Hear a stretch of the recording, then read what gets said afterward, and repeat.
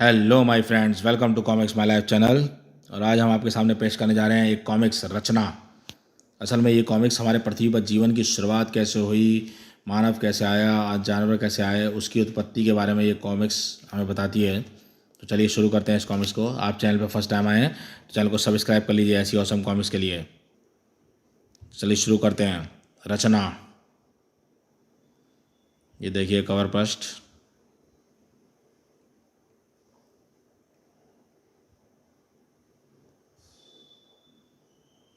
आरंभ में समय की उत्पत्ति से पहले भी परमेश्वर था, जब उसने ही आकाश और पृथ्वी को रचा।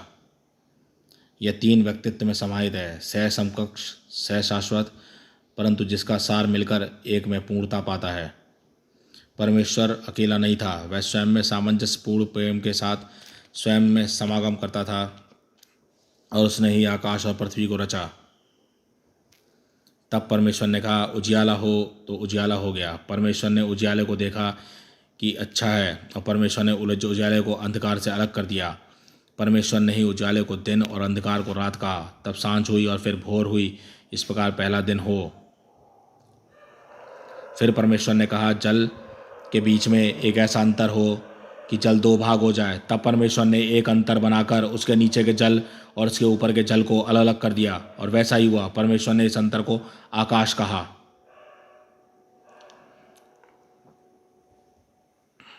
तब सांझ हुई और फिर भोर हुई, और इस प्रकार दूसरा दिन हो गया।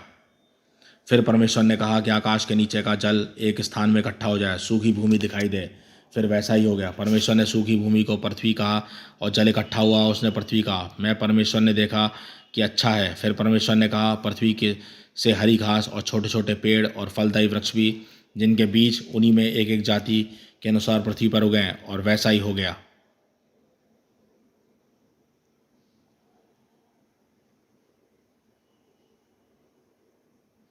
इस प्रकार पृथ्वी से हरी घास और छोटे छोटे पेड़, और जिनमें अपनी अपनी जाति के अनुसार बीज होता था, और फलदायी वृक्ष जिनके बीज एक एक जाति के अनुसार उन्हीं में उगते थे। परमेश्वर ने देखा कि इच्छा है।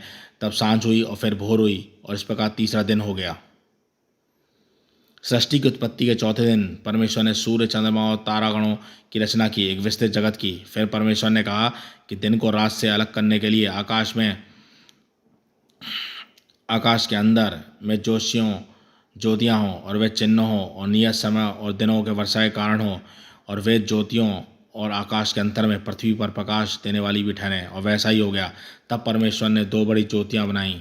उनमें से बड़ी ज्योति को दिन भर प्रभुत्व करने के लिए, और छोटी ज्योति को रात पर प्रभुत्व करने के लिए बनाया, और तारागण को भी बनाया। कितने सुंदर चित्र हैं।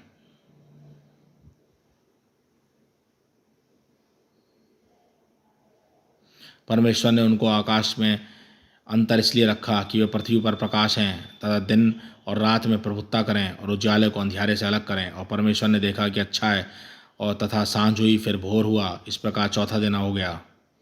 सृष्टि के पांचवें दिन में परमेश्वर ने समुद्र को जीवित प्राणियों से भर दिया। फिर परमेश्वर ने कहा कि जल जीवित प्राणियों से बहुत ही भर जाए, और पक्षी पृथ्वी के ऊपर आकाश के अंतर में उड़ें।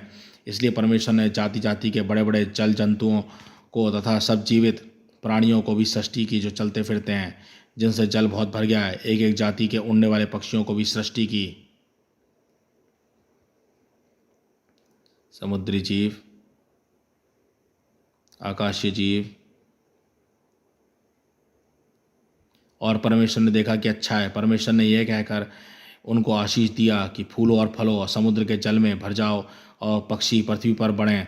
तब सांझ हुई फिर भोर हुई, और इस प्रकार पांचवा दिन हो गया। सृष्टि सप्ताह के छठे दिन परमेश्वर ने भूमि पर रहने वाले प्राणियों को बनाया। फिर परमेश्वर ने कहा कि पृथ्वी से एक एक जाति के जीवित प्राणी, अर्थात घरेलू पशु और रेंगने वाले जंतु, और पृथ्वी के वन पशु जाति जाति के अनुसार उत्पन्न हों।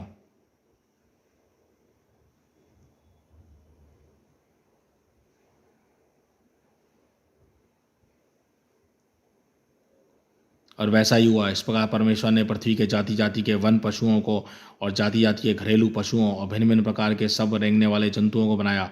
और परमेश्वर ने देखा कि अच्छा है। छठे दिन परमेश्वर ने भूमि की मिट्टी में एक नए प्राणी की रचना की। परमेश्वर ने मिट्टी के शरीर में जीवन का एक श्वास फूंक दिया और मनुष्य जीवित प्राणी बन गया और सभी प्राणियों से ऊंचा परमेश्वर के स्वरूप अनुसार बनाया गया।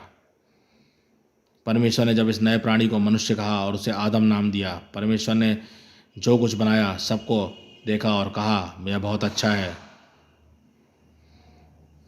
तब परमेश्वर ने पूर्व की ओर आदिन में एक वाटिका लगाई और वहाँ एक मनुष्य को जिसे रचा था रख दिया।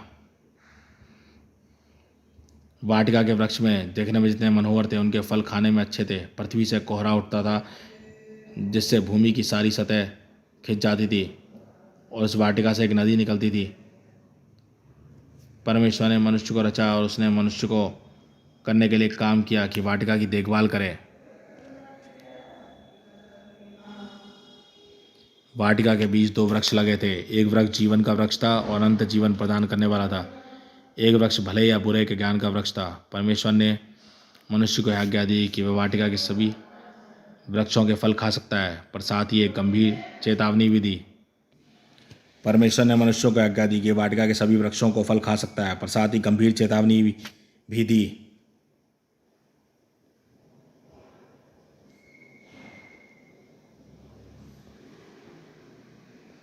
तू भले या बुरे के ज्ञान के वृक्ष का फल कभी ना खाना, क्योंकि जिस दिन तू उसमें से खाएगा उसी दिन अवश्य मर जाएगा। परमेश्वर ने भूमि पर पाए जाने वाले समस्त पशुओं और आकाश के सब भांति भांति पक्षियों को रचा। फिर उन्हें आदम के पास ले आया कि देखें वह उनका क्या क्या नाम रखता है।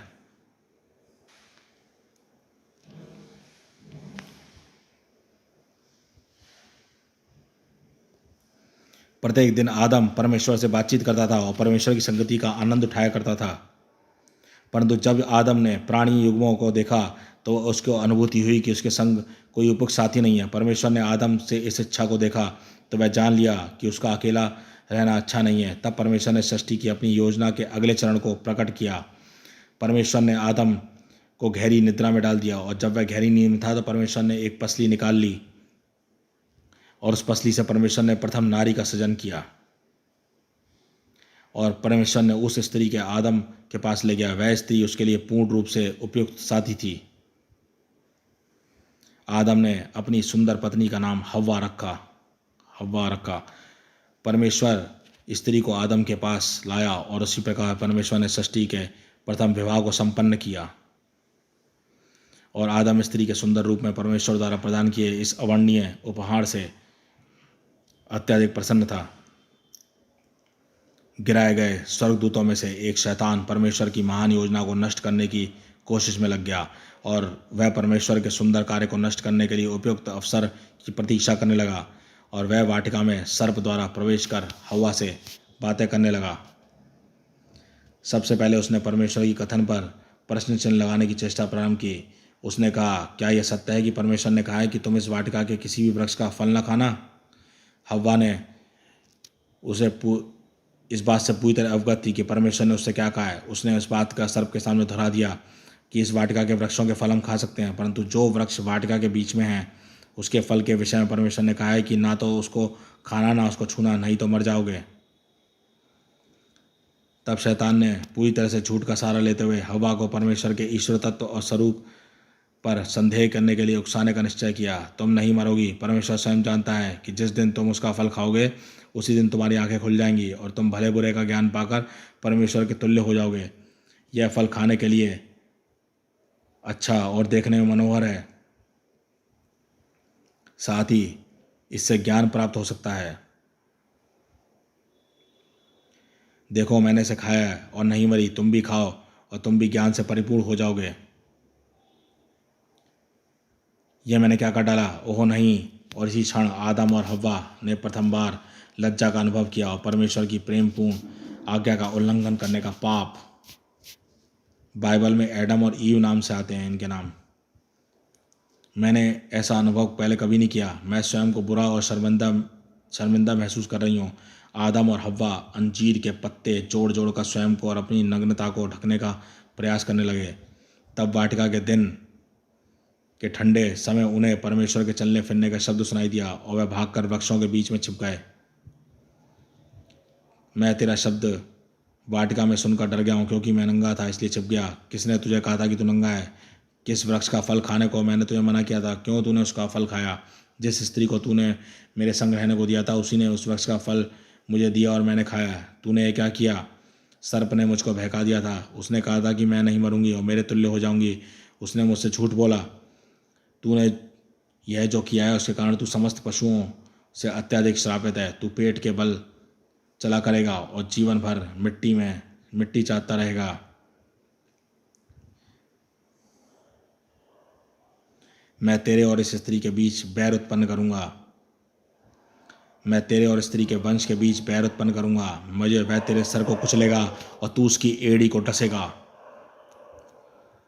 परमेश्वर चाहता तो शैतान और उसके दूतों का नाश कर सकता था, परंतु उसने उसके रहने दिया ताकि मानव जाति की परख को कौन परमेश्वर के अनुसरण करता और कौन उसके विद्रोह में शैतान का अनुसरण करता। वही परमेश्वर का एक वायदा करता है कि एक भविष्य में होने वाली एक लड़ाई में उस स्त्री के वंश में एक शैतान को पराजित करेगा और मानव जाति को पाप और श्राप और मृत्यु से छुटकारा दिलाएगा।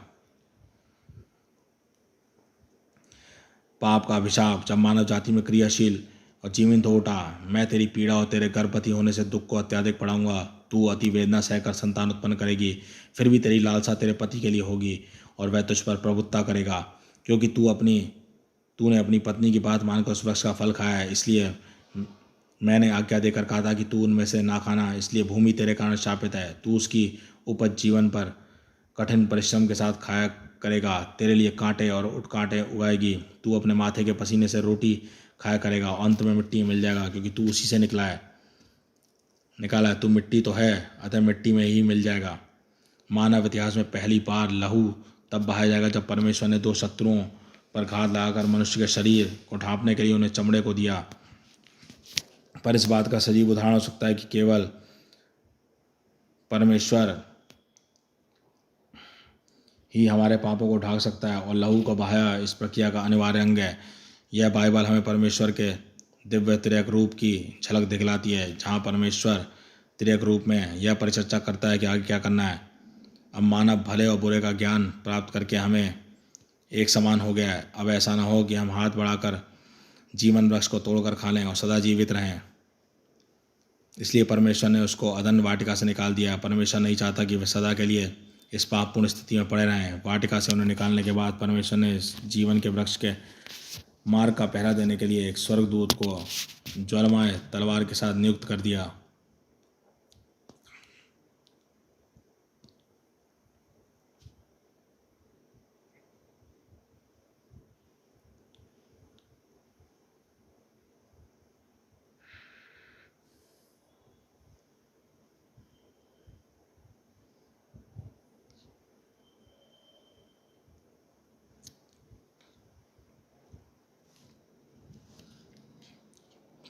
और परमेश्वर की आज्ञा से उल्लंघन में अनेक दुखदायी परिणामों को जन्म दिया।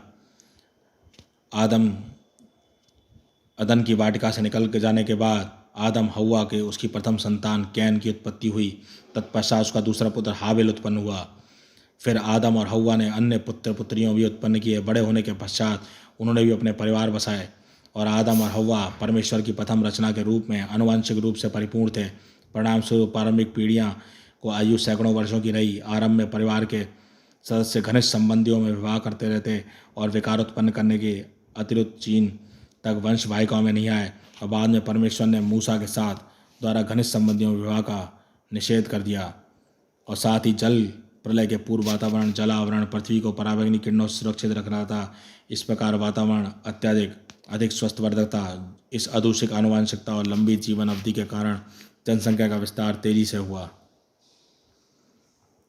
कैन और हाबिल वयस्क हो गए और कैन भूमि पर खेती करने वाला किसान बना। छोटे पुत्र हाबिल को चारवाहा बनना रास आया। परमेश्वर ने दंपतियों और उनकी संतानों पर यह प्रकट किया कि पाप की गंभीरता और विकटता की स्मरण दिलाने के लिए किस प्रकार बलिदान चढ़ाया जाए। और यद्यपि पशुपालक और किसान होना ही प्रतिष्ठाक व्यवसाय था, कैन और हाबिल ने परमेश्वर के समक्ष अपनी भेंट अलग अलग रीति से चढ़ाई। और हाबिल और अपनी भेड़ बकरियों के साथ पहले भेंट चढ़ाने गया और उसके हृदय से अपना सर्वश्रेष्ठ परिश्रम को परमेश्वर को समर्पित किया और यही रीति से किया गया जैसे परमेश्वर ने उन पर प्रकट किया। और इसके विपरीत कैन ने अपनी इच्छा से उपज कर उसका भेंट चढ़ाया। परमेश्वर ने हाबिल पर अनुग्रह किया और उसकी भेंट ग्रहण की, किंतु कैन की भेंट ग्रहण नहीं की गई। तू क्रोधित क्यों है? तेरे मुंह पर उदासी क्यों छाई है? यदि तू भला करे तो क्या तेरी भेंट ग्रहण नहीं की जाएगी? यदि तू भला ना करे तो पाप द्वारा छिपा बैठा न रहेगा। इसकी अभिलाषा तुझे प्राप्त कर लेने की होगी, परंतु तुझे अभी प्रभुत्ता करनी होगी। मेरे भाई आओ, देखो परमेश्वर ने किस तरह प्रकार से नई फसल आशीवित की है। किंतु कैन ने परमेश्वर के वचन को सुनना नहीं चाहा।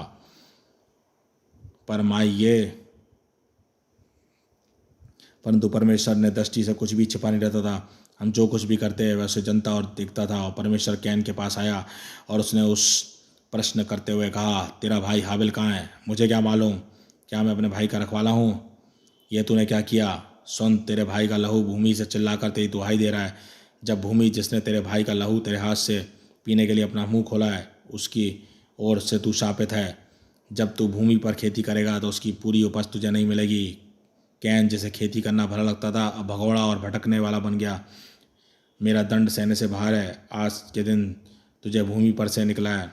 मैं तेरी दृष्टि से छिपा रहूँगा। मैं पृथ्वी पर इधर उधर भटकना भगोड़ा रहूँगा और तू कोई मुझे पाएगा और मुझे घात करेगा नहीं। ऐसा ना होगा। जो कोई घात करेगा उसके साथ गुना बदल दिया जाएगा।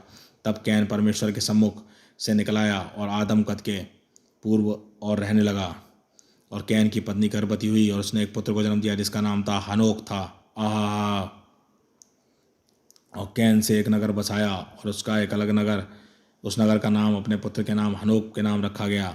और कैन की संतानों ने विभिन्न प्रकार के व्यवसायों को अपनाया। वे व्यवसायों के प्रवर्तक हुए। कुछ तंबुओं में रहने वाले, कुछ पशुपालन करने लगे, कुछ विभिन्न प्रकार के वाद्य यंत्र बजाने वाले हुए और धातु विद्या का आविर्भाव हुआ। कैन वंश ने लोहे और पीतल से औजारों को गढ़ने की कला सीख ली। आदम और हव्वा के परमेश्वर ने उस धात किए गए पुत्र के स्थान पर एक पुत्र दिया जिसका नाम शेत रखा गया। शेत के वंश में ही जो परमेश्वर की प्रतिज्ञा अनुसार एक छुटकारा देने वाला मसीहा आने वाला था। और इन प्रारंभिक वंशावली ने ही समाज और संस्कृति का आविर्भाव हुआ। और जब मनुष्य बहुत बढ़ने लगा तब पाप भी बहुत बढ़ने लगा।